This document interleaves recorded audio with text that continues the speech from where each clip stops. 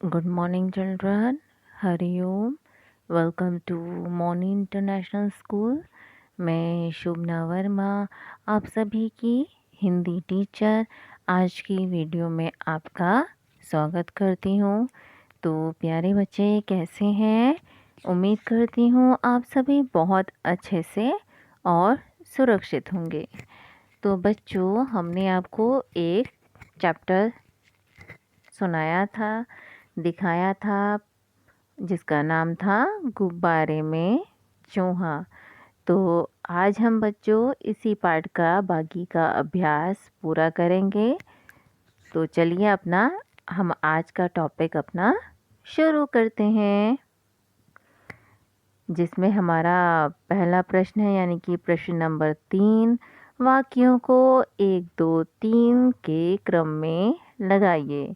यहाँ पे कुछ वाक्य दिए हुए हैं और इन वाक्यों को हमको सीरीज़ में लगाना है, यानी कि पहले कौन सा वाक्य आएगा, दूसरे नंबर पे कौन सा वाक्य आएगा और तीसरे पे कौन सा आएगा. तो चलिए सबसे पहले हम इन सभी वाक्यों को पढ़ लेते हैं, तो हमें थोड़ा ध्यान भी आ जाएगा, हमें पता भी चल जाएगा, क्योंकि हमने चैप्टर पढ़ा था. तो हमें इन सभी वाक्यों को पढ़ना पहले ज़रूरी है. तो चलिए सबसे पहले मैं पढ़ती हूँ. हम पढ़ेंगे. चकमक छत पर जा पहुँचा और गुब्बारे की टोकरी में बैठ गया. दूसरे नंबर पे है, सभी दोस्तों ने चकमक को गले लगाया. फिर आज चकमक चूहे का जन्मदिन था. यह सुनकर चकमक जल्दी से बाज की पीठ पर बैठ गया. और फिर क्या वाक्य है, चकमक को देखकर माता पिता की खुशी का ठिकाना न रहा.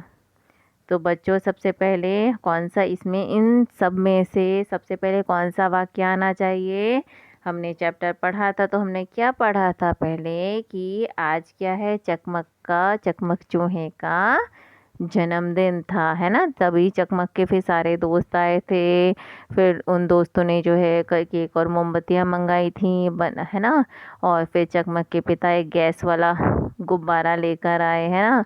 और चकमक जो है उस गुब्बारे के नीचे जो टोकरी थी उसमें बैठ गया, है ना. और फिर वह गुब्बारा, रस्सी खुल गई और वो गुब्बारा जो है उड़ गया था, है ना. तो क्या सबसे पहले कौन सा वाक्य आया कि आज चकमक चूहे का जन्मदिन है. तो हम इसके सामने वाले बॉक्स जो बना हुआ है, देखिए बच्चों, इसमें हम पहला नंबर डाल देंगे. अब देखिए दूसरे नंबर पे कौन सा आएगा इसमें कि चकमक छत पर जा पहुंचा और गुब्बारे की टोकरी में बैठ गया, है ना बच्चों. तो दूसरे नंबर पे ये वाक्य आएगा, तो हमने इसके सामने वाले बॉक्स में 2 नंबर लिख दिया.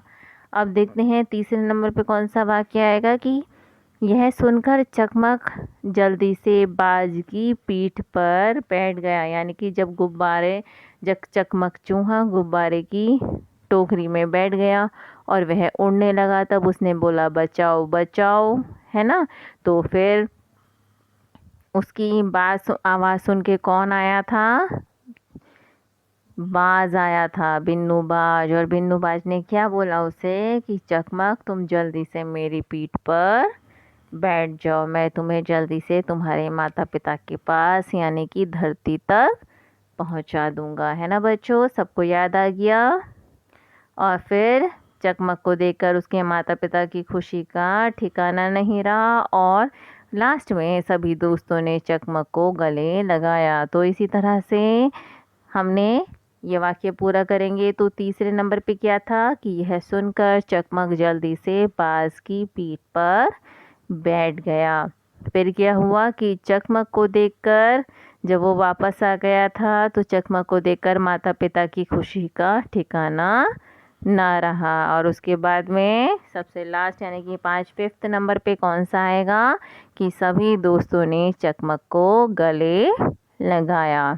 तो हम इसके सामने वाले बॉक्स में 5 नंबर लिख देंगे, यानी कि सबसे लास्ट में आएगा. तो इसी तरह से बच्चों आपको यह सभी समझ में आ गया है ना। तो चलिए अब हम अगला क्वेश्चन शुरू करते हैं। अगला क्वेश्चन क्या है कि प्रश्न नंबर 4, दो पर्यायवाची लिखिए। तो सबसे पहले हमें पता होना चाहिए कि पर्यायवाची शब्द किसे कहते हैं। समान अर्थ बताने वाले शब्दों को पर्यायवाची या समानार्थी शब्द कहते हैं, यानी कि जो समान अर्थ या उस शब्द के अनेक नाम हो, है ना। तो यहाँ पे हमें कुछ हिंट भी दिए हुए हैं ऊपर, और इनमें से देखकर हमें नीचे ये शब्द लिखने हैं, पर्यायवाची शब्द लिखने हैं। जिसमें सबसे पहला है, उदाहरण के उस पे दिया हुआ है हमें कि सबसे पहला है फूल। तो फूल को हम क्या कहते हैं, और पुष्प भी कहते हैं और सुमन भी कहते हैं। तो इसी तरह से फूल का पर्यायवाची शब्द हुआ पुष्प और सुमन। अब देखते हैं अगला शब्द है बेटा। तो बेटा को देखिए ऊपर जो हिंट दिए हुए हैं उसमें लिखा हुआ है, एक तो बेटा को पुत्र भी कहते हैं, क्या कहते हैं, पुत्र। और दूसरा यहाँ से हम देखेंगे ऊपर से सूत भी कहते हैं। तो बेटा को हम क्या कहते हैं, पुत्र और सूत। अगला देखते हैं, अगला शब्द है आसमान। नीला नीला आसमान, है ना, बहुत अच्छा लगता है। तो आसमान का दूसरा शब्द क्या है पर्यायवाची, आकाश भी कहते हैं। ऊपर लिखा हुआ है देखिए बच्चों, आकाश भी और नभ भी कहते हैं। तो आसमान का पर्यायवाची शब्द क्या हुआ, आकाश और नभ। अगला है दोस्त। तो दोस्त तो भैया आपको सबको पता ही होगा, सबके दोस्त होते हैं, है ना, सबके। तो हम दोस्त को क्या कहते हैं, दोस्त का दूसरा नाम क्या है, पर्यायवाची शब्द क्या है, मित्र, है ना। दोस्त को मित्र भी कहते हैं और सखा भी कहते हैं। जैसे लड़कियां क्या कहती हैं, मेरी सहेली का नाम ये है, मेरी सखी का नाम ये है।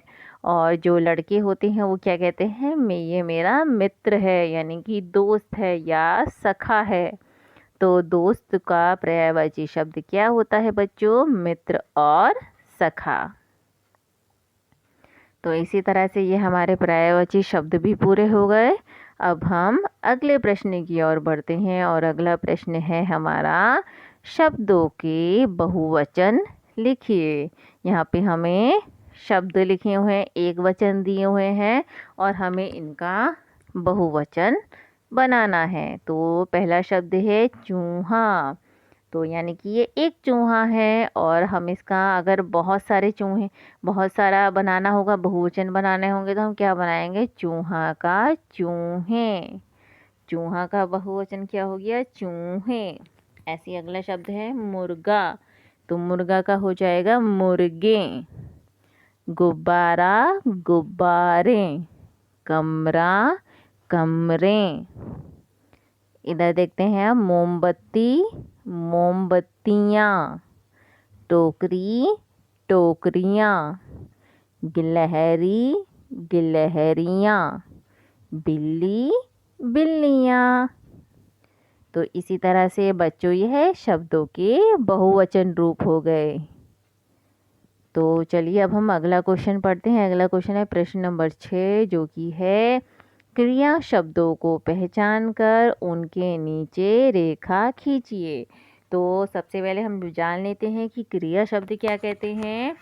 क्रिया शब्द वो होते हैं जिसमें किसी काम के करने का या होने का पता चलता है ना बच्चों। तो जिसमें किसी काम के करने या होने का पता चलता है उसे क्रिया शब्द कहते हैं। तो चलिए हम पहला शब्द देखते हैं। पहला वाक्य है, कमरा फूलों, झालरों और गुब्बारों से अच्छी तरह सजाया गया था।